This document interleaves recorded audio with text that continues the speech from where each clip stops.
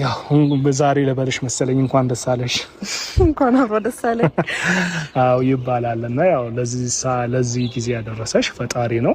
ያው የሚቀጥለውንም ህይወት ወይ ደግሞ ትልቅም ነገር የሚገጥምሽ ወይ ደግሞ አብረ ወደ ትዳርም የሚገባው እግዚአብሔር ሲፈቅድ ነውና እንግዲህ ያው ለዛ ያደረሰሽ እላለሁ። የታላቅነት አሜን።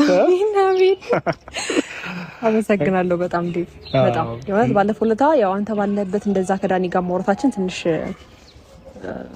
ትክክል አልነበረም። ያው አንተ ሪስፔክት አድርገን ግን ደግሞ እሱ ትንሽ ወጣ ያለ ነገር እንደዛ ወጣ ያለ ነገር ሲያሳየን ነው። እኔም አብርሃም እንደዛ በዛ ልክ ይሆንነውና ብቻህን ብታየኘን እንደዛ ነው ልብንም ታውቃለህ።